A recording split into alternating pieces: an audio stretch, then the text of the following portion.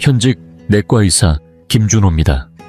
오늘은 식사 후 급격히 올라가는 혈당, 이른바 혈당 스파이크를 정확히 겨냥하여 쉽게 혈당을 낮추고 안정적으로 관리하는 방법을 알려드리겠습니다. 체중 감량을 원하시는 분, 식사 후에 졸음이 심하신 분, 식욕 조절이 어려워 고민이신 분들께 이번 영상이 큰 도움이 될 것입니다. 사실 이 모든 증상의 근본 원인은 바로 식후 혈당 급상승, 즉 혈당 스파이크라고 불리는 현상입니다. 굳이 1시간씩 걸으며 만보를 채우지 않아도 단 2분만 어떤 행동을 해도 효과가 있다면 그쪽이 훨씬 반가운 방법 아닐까요? 저 역시 수년간 당뇨 전문 진료를 해온 경험을 바탕으로 말씀드리는 것이며 많은 환자분들도 이 방법이 정말 간단하다고 공감해 주셨습니다. 이번 영상을 통해 당뇨 극복에 한 걸음 더 가까이 다가가 보시길 바랍니다. 그리고 본격적으로 시작하기 전에 당신에 대해 조금 더 알고 싶습니다. 지금 이 영상을 보고 계신 당신은 몇 살이신가요? 그리고 어느 지역에서 시청 중이신가요? 댓글로 남겨주세요. 당신의 이야기를 읽는 것은 저에게 큰 기쁨이 될 것입니다. 당신이 나누어 주시는 삶의 경험 하나하나가 우리의 이 공간을 더욱 따뜻하고 가까운 곳으로 만들어 줄 거라고 믿습니다. 그럼 이제 함께 시작해 볼까요? 당신은 혹시 이렇게 생각하고 계시진 않나요?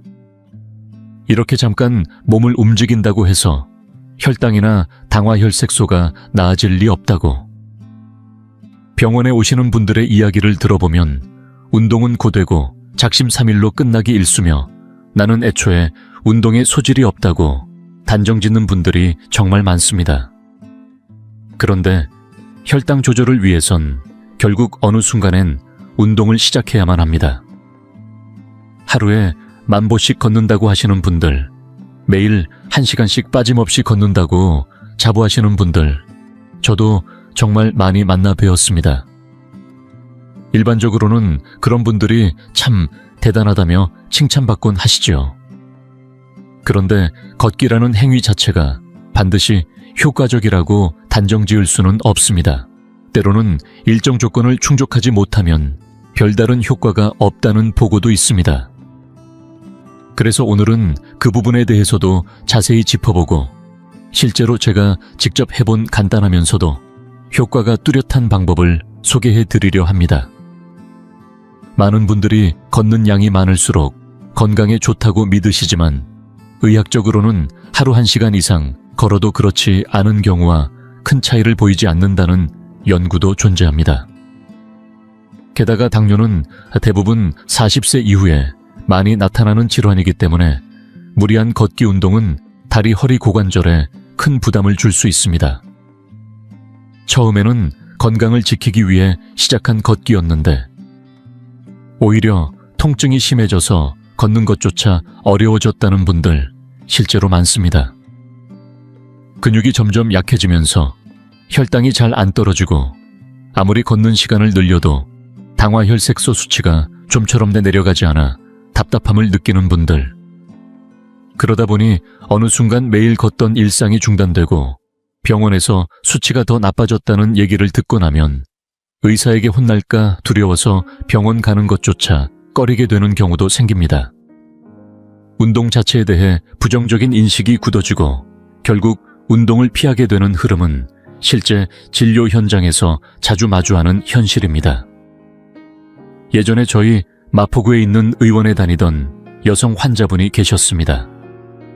원래는 종합직으로 일하며 하루 종일 바쁘게 돌아다니시던 분이었는데 어느 날 사무직으로 이직하신 후부터 혈당과 당화혈색소 수치가 눈에 띄게 나빠졌습니다. 지금은 식사 조절과 약물 적절한 운동을 병행하며 당화혈색소를 6%대로 잘 유지하고 계시지만 그분을 통해 저도 다시금 운동의 중요성을 절실히 느낄 수 있었습니다. 정말로 중요한 건 숫자도 시간도 아닙니다. 진짜 핵심은 바로 근육입니다. 잠시 상상해보세요. 우리가 밥을 먹으면 혈당이 쭉 올라가죠. 그때 우리 몸 안에서는 인슐린이라는 호르몬이 작동을 시작합니다. 혈액 속의 당을 근육이나 간으로 이동시키라고 명령을 내리는 겁니다. 그런데 만약 당신의 근육이 충분히 크고 활발하게 움직이고 있다면 그 당은 순식간에 흡수되어 혈당 수치가 빠르게 안정됩니다. 반대로 근육이 작고 잘 쓰지 않는 상태라면 당을 담을 그릇이 작기 때문에 결국 혈액 속에 당이 넘쳐나게 되는 거죠. 이로 인해 혈당은 떨어지지 않고 당화혈색소 수치도 개선되지 않습니다. 더 나아가 흡수되지 못한 당은 지방으로 전환되어 체중 증가로 이어지고 다시 혈당이 더 잘 오르는 체질이 되는 악순환에 빠지게 됩니다. 그래서 오늘은 이런 상황을 막기 위해 무리하지 않으면서도 근육을 키우는데 초점을 둔 쉬운 운동들을 함께 해보려고 합니다. 지금부터 제가 추천하는 첫 번째 동작을 알려드릴게요. 핵심은 하체처럼 큰 근육을 집중적으로 움직이는 것입니다. 누구나 부담 없이 따라할 수 있는 동작만 골라 소개해 드릴 테니 가능하시면 이 영상을 식사 후에 함께 따라 해보셔도 좋습니다. 우선 등을 곧게 펴고 똑바로 섭니다. 두 발은 어깨 너비로 벌려주세요. 그런 다음 발 뒤꿈치를 천천히 들어 올려 까치발을 만드는 느낌으로 3초 동안 유지합니다. 그리고 천천히 내려옵니다. 이 동작을 30회 반복해 봅시다. 우리 몸의 근육 중 절반 이상, 정확히는 60자 70%가 하체에 집중되어 있다고 알려져 있습니다. 그 중에서도 종아리 근육은 제2의 심장이라고 불릴 정도로 중요한 부위입니다. 종아리를 제대로 자극해주면 온몸의 혈류순환이 좋아지고 그만큼 근육이 당을 더욱 잘 받아들이게 되어 혈당도 자연스럽게 떨어집니다.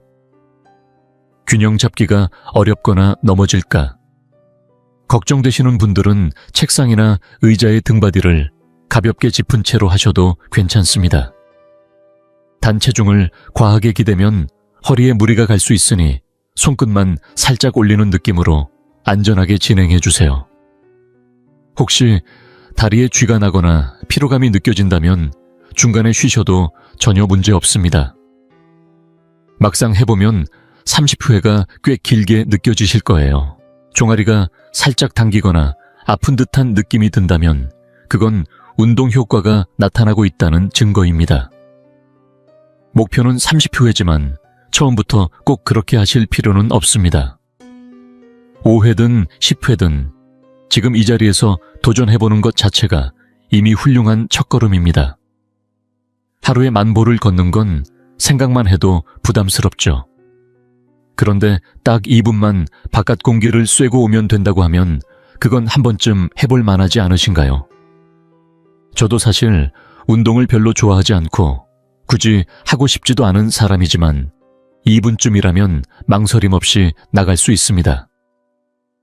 그냥 현관을 나서서 가볍게 기지개 한번 펴고 집 근처 골목이나 직장 건물 주변을 한 바퀴 천천히 돌아보는 것만으로도 충분합니다. 이 짧은 외출이 생각보다 상쾌하고 기분 좋게 느껴지는 날이 있고 어쩌다 보면 10분, 20분씩 걷게 되는 경우도 생기더라고요. 억지로 운동해야지, 걸어야 하니까 라는 압박에서 시작하는 게 아니라는 점이 오히려 계속 해낼 수 있는 비결일지도 모릅니다. 예를 들어 직장에서 점심시간을 보내고 나면 밥은 먹었는데도 왠지 달콤한 게 당기고 무언가 허전한 느낌이 드는 순간이 있지 않으신가요? 특히 바깥에서 외식을 하고 들어온 날이면 더더욱 그런 생각이 들곤 하죠.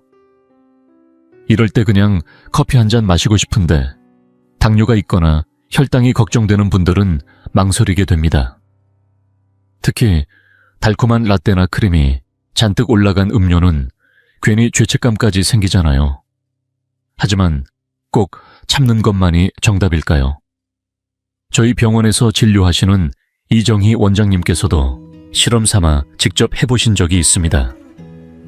평소 좋아하던 프라푸치노를 사서 가볍게 걸으면서 천천히 마셨더니 식후 혈당 상승이 놀랍도록 억제됐다는 결과가 나왔습니다.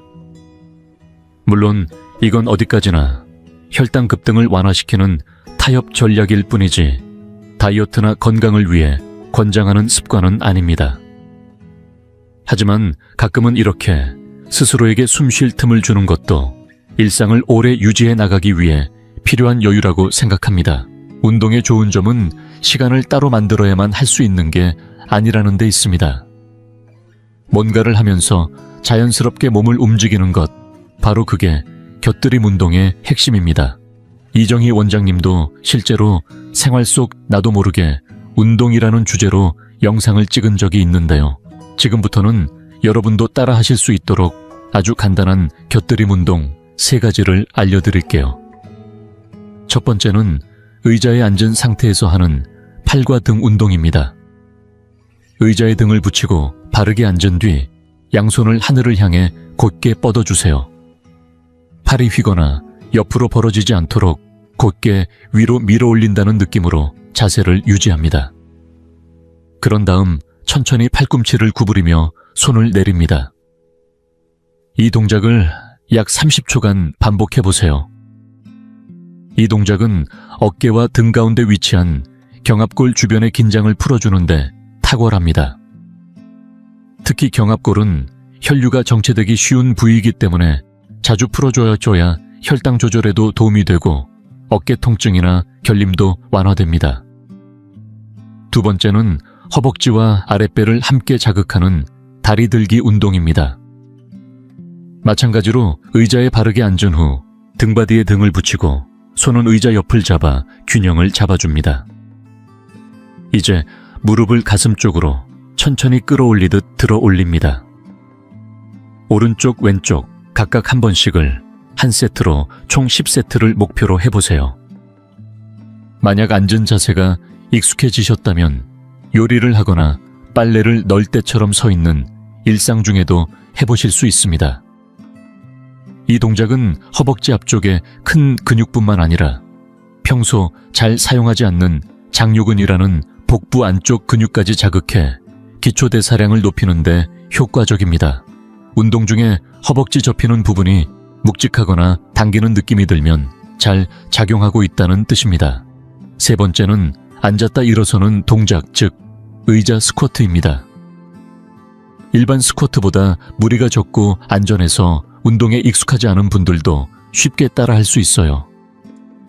의자 앞에 어깨 너비로 다리를 벌리고 서서 두 손은 가슴 앞에서 깍지를 낍니다.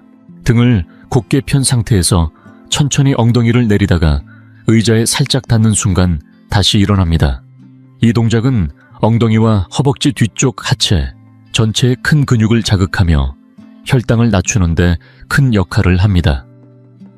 하루에 10회씩 3세트를 목표로 하면 좋지만 처음이라면 5회라도 괜찮습니다. 중요한 건 시작하는 용기입니다. 운동이라는 단어만 들어도 부담스럽고 귀찮게 느껴지는 분들이 많으시겠지만 오늘 소개해드린 3가지는 의자에 앉아서도 할 수 있고 TV를 보면서도 자연스럽게 할 수 있는 것들이에요. 처음에는 이게 운동이 될까 싶다가도 어느새 몸이 달라지는 걸 느끼게 되실 겁니다. 1번에서 소개한 까치발 들기 동작도 이런 생활형 운동으로 활용 가능하니 본인의 컨디션이나 시간에 맞춰 그날그날 자유롭게 골라 해보세요. 그렇게 천천히 익숙해지는 것, 그게 가장 오래가는 운동의 비결입니다.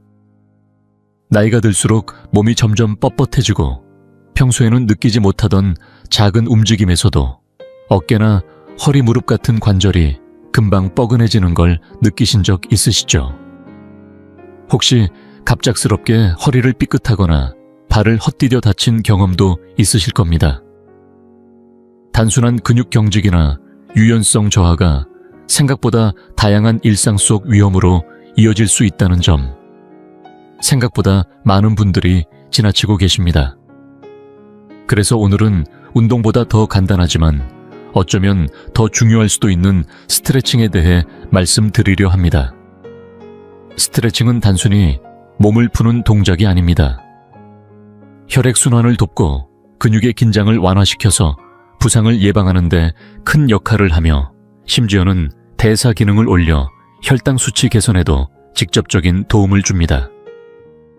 게다가 운동이 부담스럽고 귀찮은 분들에게는 아주 훌륭한 대안이 될 수 있습니다. 억지로 숨을 헐떡이며 땀 흘릴 필요 없이 가볍게 몸을 늘려주는 것만으로도 충분히 건강에 좋은 효과를 낼 수 있다는 건 정말 매력적인 이야기죠. 오늘은 그런 스트레칭 동작 중에서도 특히 효과가 좋고 누구나 따라하기 쉬운 3가지 기본 동작을 먼저 소개해드리겠습니다. 꼭 순서대로 하실 필요는 없고 몸 상태에 맞춰 하나씩 선택해서 하셔도 좋습니다. 첫 번째는 가슴 앞쪽 근육을 시원하게 펴주는 스트레칭입니다. 벽을 마주보고 서서 한쪽 팔의 팔꿈치와 손을 벽에 가볍게 대고 가슴을 활짝 연다는 느낌으로 몸통을 벽 반대 방향으로 부드럽게 돌려줍니다. 이 자세를 약 30초간 유지한 뒤 반대쪽도 똑같이 진행합니다. 이 동작은 특히 등과 어깨가 굳어 있어서 항상 구부정하게 앉아 계신 분들께 정말 효과적입니다. 가슴 앞쪽 근육이 풀리면 어깨가 자연스럽게 펴지고 등 뒤에 있는 큰 근육들까지 움직이기 쉬워져서 혈당 조절에도 긍정적인 영향을 줍니다. 모든 스트레칭에는 공통된 원칙이 있습니다. 억지로 아프게 버티는 게 아니라 살짝 당기면서 시원하다고 느껴지는 정도가 딱 좋다는 점입니다. 만약 아픈 느낌이 강하다면 무리하지 마시고 강도를 줄이세요. 중요한 건 매일 꾸준히 몸에 무리가 가지 않도록 반복하는 것입니다. 두 번째는 상관 삼두근 즉 팔 뒤쪽을 시원하게 늘려주는 스트레칭입니다. 앉아서 해도 서서 해도 괜찮고 등만 바르게 펴주시면 충분합니다. 한쪽 팔을 위로 곧게 들어 올린 뒤 팔꿈치를 구부려 손이 머리 뒤로 가도록 합니다. 그런 다음 반대쪽 손으로 팔꿈치를 살짝 잡아당겨 주세요. 무리하지 않도록 아프지 않은 선에서 당겨주는 것이 중요하고 팔 뒤쪽이 편안하게 늘어나는 느낌이 들면 제대로 하고 계신 겁니다. 각 팔마다 20초 정도씩 유지해 줍니다. 어깨 통증이 있으신 분은 팔을 너무 깊게 구부리지 마시고 가볍게 접는 정도로 시작하셔도 좋습니다. 이 부위는 어깨뼈와 연결되어 있어서 스트레칭을 꾸준히 해주면 어깨 결림이나 통증이 개선되고 팔 움직임도 훨씬 부드러워집니다. 특히 팔이 자주 뻐근하거나 높은 곳에 손을 올리는 게 힘드셨던 분들에게 적극 추천드립니다. 세 번째는 경합골, 즉 어깨 뒤에 날개뼈를 집중적으로 풀어주는 스트레칭입니다. 경합골 주변은 장시간 앉아있는 직장인들이나 어르신들 모두에게 피로가 누적되기 쉬운 부위입니다. 우선 한 손은 허리에 살짝 얹고 반대 손으로 팔꿈치를 감싸듯이 잡은 후 앞으로 가볍게 당겨줍니다. 등이 굽지 않도록 자세를 유지하면서 이 상태를 30초간 유지해주세요. 반대쪽도 같은 방식으로 반복합니다. 이 동작은 어깨에서부터 등 위쪽까지 시원하게 늘어나며 혈액순환을 촉진시키고 어깨 결림 완화에 탁월한 효과를 보입니다. 만약 팔이 잘 안 닿거나 당길 때 통증이 느껴지신다면 무리해서 따라하지 마시고 긴 수건이나 스트레칭 밴드를 이용해 조금 더 부드럽게 조절해 해주세요. 중요한 건 부드럽게, 그러나 꾸준히 해주는 것이며 내 몸이 어느 정도까지 허용하는지를 알아가는 과정이기도 합니다. 이처럼 단 3가지의 동작만으로도 몸은 훨씬 부드러워지고 움직일 때의 피로감이 확실히 줄어듭니다. 운동이 어렵게 느껴졌던 분들, 무언가 시작하고 싶지만 막막했던 분들께 스트레칭은 아주 좋은 출발점이 되어줄 수 있습니다. 매일 잠깐이라도 몸을 풀어주는 습관을 만들어 보세요. 혈당 조절뿐 아니라 일상 전체가 한결 가볍고 유연해질 수 있습니다. 네 번째는 허벅지 앞쪽을 깊이 늘려주는 스트레칭입니다. 낙상을 방지하기 위해 벽이나 안정된 가구에 손을 짚고 시작해주세요. 한쪽 다리를 뒤로 접어 발등을 손으로 감싸듯 잡고 발꿈치를 엉덩이 쪽으로 최대한 가깝게 붙입니다. 이 자세를 약 30초간 유지합니다. 그런 다음 반대쪽도 같은 방식으로 반복해 주세요. 처음에는 허벅지 앞쪽이 꽤 당기는 느낌이 들 수 있습니다.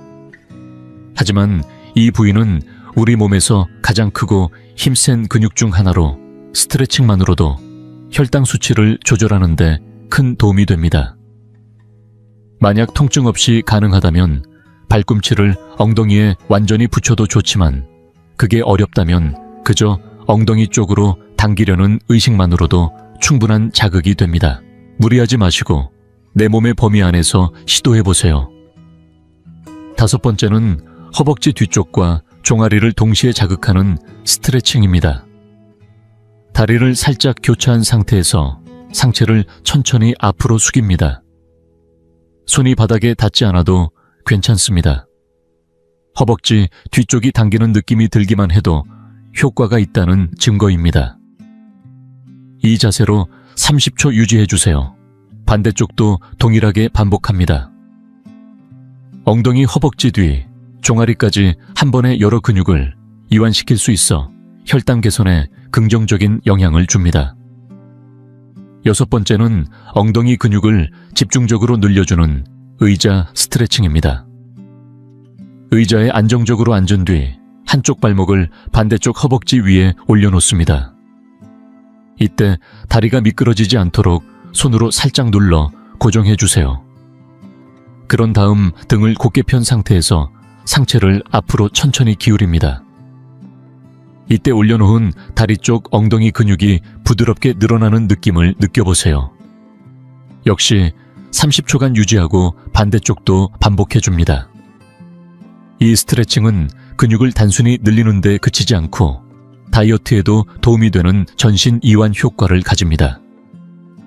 저희 병원 원장님이 최근 협업한 귀차니즘 스트레칭 시리즈에서도 이 동작이 포함되어 있으니 관심 있는 분들은 꼭 확인해 보시길 권합니다. 7번째는 종아리와 아킬레스건을 동시에 늘리는 스트레칭입니다. 벽이나 의자에 손을 짚은 상태에서 한쪽 다리를 뒤로 길게 뻗고 발 뒤꿈치를 바닥에 붙이듯 지그시 눌러줍니다. 이 상태로 30초간 유지한 뒤 반대쪽도 똑같이 반복해 주세요. 아킬레스건은 일상생활에서 잘 움직이지 않아 뻣뻣해지기 쉬운 부위입니다. 이 부분이 굳으면 혈액순환이 나빠지고 당 조절에도 영향을 줍니다. 스트레칭을 통해 아킬레스건과 종아리를 함께 풀어주면 혈류 흐름이 원활해지고 결과적으로 혈당 조절 효과도 더 높아집니다. 이 운동은 실제로 대한당뇨학회 등에서도 자주 언급될 만큼 효과가 입증된 방법입니다. 혈당을 조절하고 근육을 유지하는데 매우 탁월하며 특히 하체를 천천히 7초에 걸쳐 움직이는 것에는 중요한 의미가 있습니다. 사람의 근육 중 약 60-70%가 하체에 집중되어 있다고 알려져 있는데요. 특히 허벅지와 엉덩이처럼 큰 근육을 쓰게 되면 그만큼 많은 당을 에너지로 소비하게 됩니다. 이는 곧 혈당 수치와 당화혈색소 개선에 직접적인 영향을 줍니다. 하체 근육은 나이가 들수록 빠르게 약해지기 때문에 방치하면 균형 감각 저하나 보행 장애로 이어질 수 있습니다. 어떤 나이가 되더라도 스스로 걷는 삶을 이어가고 싶지 않으신가요? 먼저 양발을 어깨 너비보다 1.5배 정도 넓게 벌리고 엉덩이를 천천히 7초에 걸쳐 아래로 내립니다. 이때 허벅지가 바닥과 평행이 되도록 내려가며 무릎이 발끝보다 앞으로 나가지 않도록 주의해 주세요. 그런 다음 7초에 걸쳐 천천히 다시 일어섭니다. 근육은 늘어나는 동안 더 강한 자극을 받기 때문에 시간을 들여 천천히 하는 것이 매우 중요합니다. 이렇게 느리게 반복하면 근육에 충분한 자극이 전달되고 당을 흡수하는 능력도 높아집니다. 그래서 7초 동안 천천히 움직이는 방식이 핵심입니다. 이 슬로우 스쿼트 생각보다 꽤 힘들죠. 하지만 매일 꼭 할 필요는 없습니다. 자신의 몸 상태와 체력을 고려하면서 식후 운동을 일상 속에 천천히 녹여가면 됩니다. 저 역시 나이가 들면서 근육 감소를 체감하고 있기에 이번 기회에 꾸준히 운동하는 습관을 다시 세워보려 합니다. 우리 함께 천천히 그러나 꾸준히 이어가 봅시다. 이 영상이 유익하고 흥미로우셨다면 주저하지 마시고 좋아요를 눌러주시고 채널 100세 인생 이야기를 구독해주세요. 또한 이 영상이 필요할 것 같은 분들에게 공유해주시면 큰 힘이 됩니다. 여러분의 응원 덕분에 100세 인생 이야기는 앞으로도 의미 있는 콘텐츠를 통해 노후의 삶의 실질적인 정보와 가치를 전해드릴 수 있습니다. 함께해 주셔서 진심으로 감사합니다. 다음 영상에서 다시 뵐 수 있기를 기대하겠습니다.